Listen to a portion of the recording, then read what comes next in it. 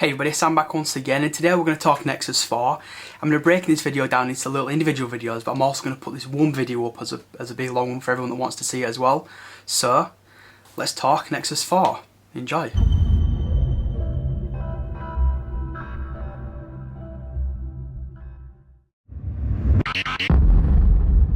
So yeah, first off the bat, I'm going to discuss all of the options with regards to the Nexus 4. So I'm going to give you individual kind of questions with regards to the battery life, what I think of the screen technology, is it fast, does it overheat, etc. And then I'm going to split them into individual videos because people want to know individual stuff as well. So you've got a choice. If you want to watch the individual ones, you can do. If you want to watch this whole big one, you can do as well. So let's talk about the build quality. So the build quality on the Nexus 4, everyone's like, Sam, is it good? It's made by LG. Come on, it can't be good. It must be really, really bad if it's made by LG. Well, you obviously saw my unboxing video, and I was super impressed by just how good it felt. Yes, it's got glass in the front, glass in the back. And not a massive, it's not a massive issue for me personally. Just the fact that people going, yeah, well, you laughed at people who dropped their iPhone. I'll laugh at people who dropped these as well. So yeah, the iPhone 4, 4S had a glass front and back. I'll laugh at people whether they drop their Nexus device, whether they watch their iPhones. Just don't drop your device and you'll be fine. People get saying, oh, well, what if I just drop it down? What if I just put it on the table? Is it going to scratch? Is it going to crack? Not an issue at all with my Nexus 4 so far. Again, I've only had it for 3 days, so this is more of an initial impressions than a full review. So don't be expecting a full review in this one just today. The build quality itself is absolutely fantastic. I've not really felt much of a better phone in all honesty in terms of Android build quality. The only one that's basically up there is HTC. Apart from that, this LG Nexus 4 is probably one of the best built phones I've ever personally had. Personally. Sounds a bit weird, strange to say it like that, get my words out, but yeah, build quality is absolutely fantastic. So the next thing we're going to talk about is the screen on the Nexus 4. Obviously, as we all know, it uses an IPS display, and IPS displays are some of the best displays in the world. If you don't know what IPS stands for, it's in-plane switching. So, not to get too technical today, it's generally the best kind of LCD-ish kind of technology you can get out there. It just means you get really, really good viewing angles. So instead of it just being looking like that, you can have it to a side, and it doesn't look any different. It looks pretty much perfect. And just as I said there, the screen itself, it is a fantastic, fantastic screen. Now, yes, people are going to say, Sam, you're used to a Galaxy device. Obviously, they use AMOLED screens. Yes, first question you're going to ask after that is, what about the blacks? Honest answer is the blacks are not as good. They're never going to be as good on a LCD device as an AMOLED device. But I found myself not missing it as much as I thought I was going to. The reason for that is because I've been running an iPhone 5 in my other pocket along with my Galaxy S3, so I've kind of got accustomed to not being a pure black on the iPhone, and the blacks in this one are pretty much identical to what's the iPhone 5, if not maybe a little better in some cases. So I've not found myself wanting that pure black experience, and when I've seen some other applications such as a new application called Falcon, I like it on the IPS display than I do on the AMOLED display. So the screen itself, text is nice and crisp, everything just looks nice about it. I've seen some other videos with regards to the whites are not as pure white as the iPhone 5. I don't know if they have a bit of a different defective unit than myself, or if it's just a one-off. But mine, they're generally similar kind of whites. When I look at them side by side, I've not looked on camera yet, so I can't really say whether it looks yellowish on camera. But me looking at them side by side, looks perfect.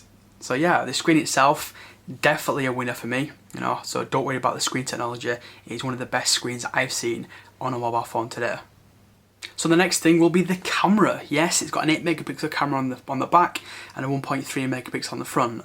So what's it like? Now, if you've not seen, I have done a 1080p video test from the back-facing camera and a 720 from the front. I'll put links here and here now if you want to go check either of those two out. And the video quality is not bad. It's acceptable. People are going, oh, for the price of the video, for the price of the phone, it's a fantastic. I'm not really going on the price of the phone because, end of the day, the phone itself is a cheap phone for what you're getting. But only because it's cheap, I don't expect subpar quality. I'm happy with the quality. I don't go around shooting it as it's not going to be my video camcorder to go do a full day out and stuff like that. I'll take a video camcorder for that. But if it's for a quick 5 minutes, 10 minutes, whatever it's going to be from middle of town and something's funny happening, I just want to catch them on camera, it's adequate. Yes, it's not fantastic, it's not the best out there, but it's good. You know, when you look at it on either YouTube, on your computer, I think the video quality, you know, it is adequate. It's probably a bit of a bad word to say. I think it's good. Yes, it's not the best out there, but what do you expect? It's a mobile phone at the end of the day. Not many phones, you know, can do the Lumia 920 quality in terms of the camera performance. So don't expect it to knock, you know, kind of rock your socks and knock your socks off. But you'd be very happy with it. I'm personally happy with it. Again, I don't do that much videoing with the actual camera, but if I ever do, it's very good, you know, for what I'm going to use it for. It's adequate for most people. It's good. It's adequate. I keep saying adequate, but no, you'd be happy with regards to the back-facing camera.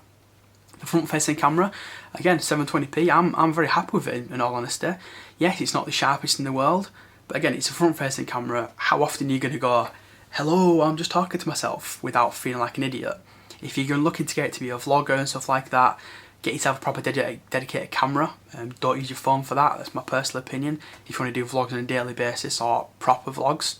But if you want to do vlogs, you know, now and again, then again, it looks very good. 720p looks pretty good to myself. The shining star in the whole camera, it's going to sound weird, in the whole video and camera tests, has been the microphone. Now, again, if you watched either of those videos, the quality of the microphone is fantastic. It's getting on levels of the Nokia phones that I've looked in the past. We all know Nokia's got amazing audio kind of technology in their devices. This is getting on them kind of bordering that kind of like, wow, that sounds pretty damn special. So for your videoing, fantastic. You're not going to be unhappy with it. You're going to be happy with the performance. The camera itself, it's good. You know, 8 megapixel. It takes nice sharp images. Again, it's not in the realms of a 1X, an S3, an iPhone 5. But again, what do you do with most of your pictures? You know, if you're going to print them off, want to print them off an A5, don't use a phone camera. Again, they're not designed for that. They're designed for taking a quick picture, uploading to Facebook, putting on Instagram, tweeting out. That's just generally what these kind of camera phones are for. Again, we're not in the realms of a Lumia 920 kind of awesome, fantastic camera. Again, it's a very good camera, but again, it's not going to knock your socks off. So it's entirely up to yourself. If you want the best camera phone in the market, don't get the Nexus 4. If you want one you're going to be very happy with for Facebook, you know, Twitter, all that kind of stuff, it's a fantastic camera for stuff like that. You're not going to be printing stuff off on a regular basis. It's going to be great. If you want to print stuff off, maybe look in a different kind of realm. Maybe an S3, an iPhone 5, a 1X, Lumia 920. Them kind of devices are going to give you a better picture quality for printing stuff off. Right, so the next part you're going to want to know about is the battery. How has the battery performance been so far? First off the bat, I have to say, not good. The first day was pretty bad. I've took a couple of screenshots which I'll try and put up just about here. The first one's reading off my phone as well.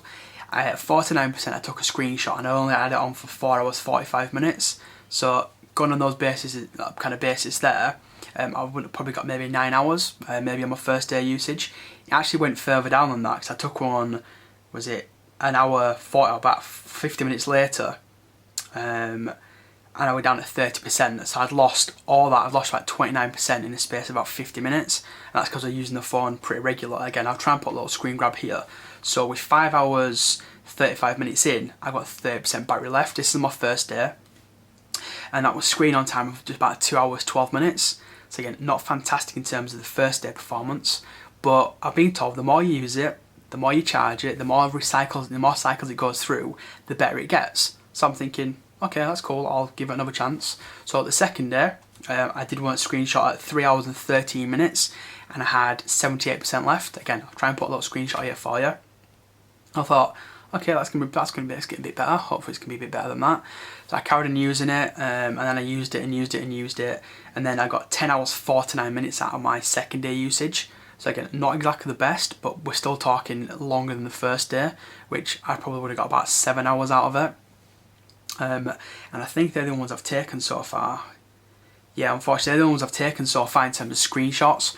But I'm on the third day, and so far I'm on 88% battery, and I've had it off charge for 2 hours 25 minutes. So let's see if we can show you that one there. Hopefully it's coming off on the screen properly. So far, with 12% gone, I've got about 2.5 hours. So it seems to be getting better and better. I've got the screen brightness on full as well at the moment. I've been trying to do some of these videos for you guys. So I'm pretty happy with that so far.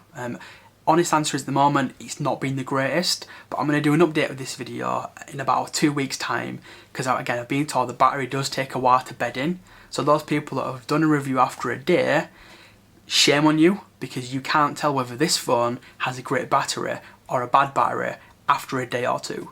So those people, you know, you've watched their reviews of a full review in 2 days, don't believe what they say, because you can't possibly know whether it's got a good battery within 24 to 48 hours. So yeah, all I can say is that is bullshit. So yeah, right, so a big one I get, and I get a lot of emails and a lot of tweets for this one, is Sam, what's the core operating system like? Does it run smooth? You know, is it nice and fast? Now yes, the Nexus 4 is one hell of a fast device. It's probably the fastest device I've ever personally run. That's even going on my S3 being overclocked. I've tried overclock on my S3 and yes, it goes bloody fast. I've not run obviously stock 4.2 on my S3, but stock 4.2 on the Nexus 4, it is the iPhone experience. I know, don't shoot me, but people buy an iPhone because they buy it, they take it out of the box, and it works and it's nice and fast. The Nexus device brings that to Android. It's exactly that kind of same experience. You get it out of the box, you turn it on, you put your details in, and boom, wow, how fast is this device?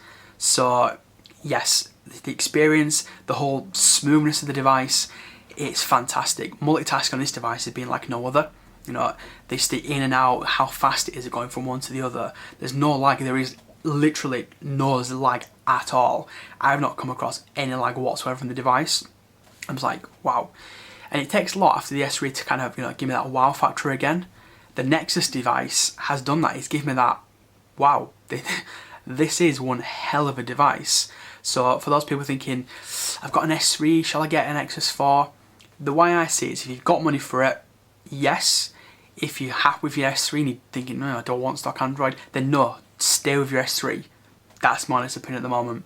But no, the experience, the smoothness, just everything about it just reeks of like, wow, this is what Android should be. This is what Android is. And hopefully, other manufacturers in the future will try and get on the Nexus branding and, you know, maybe not the Nexus price for this kind of device, but pump out a device that does pure Google Android. Don't skin it, don't mod it. Give us this and we'll be happy, because it's fast. It's one operating system to rule them all. That's kind of what Android wants to be. Right, and a big thing that people keep asking me, Sam, I've been reading the phone overheats, it gets really hot. Does it get hot? How hot has it got to you? Honest answer is yes, it gets pretty warm. I don't know if in terms of like overall overheating, my 1X has definitely got hotter than this one, but it does get a bit warm on the back. Now obviously with it being glass, it's not really going to take that heat and disperse it in a proper way. It does get pretty hot just basically around the Nexus kind of logo section near the camera at the top there. It does get quite warm on there. Now that's only if you're doing, you know, intensive kind of things. If you're charging it, then yeah, it gets a little warmer as well. I don't know if that's just a trait of mobile phones, because a lot of phones that I've had, the battery seems to get warm as the processor gets warm. So obviously they both kind of warm each other up. Sounds a bit wrong, but you know what I mean. But yeah, it does get a little hot. Does it overheat? I don't know. I've had a couple of the phones shutting off. Now, I don't know if that's due to the phone getting too hot. It didn't feel hot at the time, but yes, you know, in all honesty, it's not got hotter than the 1X. The 1X got to a beasting, like, wow, this is bloody hot. It's actually kind of a bit hot to hold. This one's not got to that stage yet. Will it? I don't know. But for those thinking, does it get hot? Yes, it gets hot, but it doesn't get overly hot. So don't really worry about it. Every phone that's not got a fan in it, which pretty much every phone on the market has, is going to get hot. They don't have fans in them like your laptop does, like your big PC does. They run just basically as you see it, no fans. So it's to be expected they're going to get warm, hot, boiling hot, maybe not. But no, wouldn't worry about it at all. That's it people, that is everything Nexus 4. What do you think? Are you impressed by what I've said so far? I tried to cover off the major points that most people keep asking. Obviously those are the build quality. You know, it's LG, is it going to be bad? So build quality. I've also covered off the camera quality, the screen quality. Does it get hot? What's the experience like? You know, hopefully that's enough for what, you know, people want to know for now. I'll try and include everything else in my full review. Do leave comments down below with regards to, you know, what else you want me to cover off, and I'll do my best to do it. Again, this is probably the same ending for like 4 or 5 videos, but yeah, it is as it is. I've tried to do it to kind of cover off for everybody, individually and as one as well. Hopefully you appreciate that. I don't know. Anyway, people, thank you for watching. If you've got any questions related to Nexus 4 or anything else, or if you want me to put it head to head against another device, let me know down below. Do you want me to put it head against the S3, the iPhone 5, or the new Lumia 920, which I'm getting in for review as well soon? You know, again, let me know down below. And again, don't forget to follow me on Twitter at samjpullen. Always get that cheap plug in there. And if you're not subscribed, do hit the subscribe button. I'm almost hitting 20,000, and when I do, the great giveaway will begin. So yeah, that's it, people. Thank you for watching, and I will see you in my next video. Or you should have said, you'll see me. Yeah. Cheers, everyone.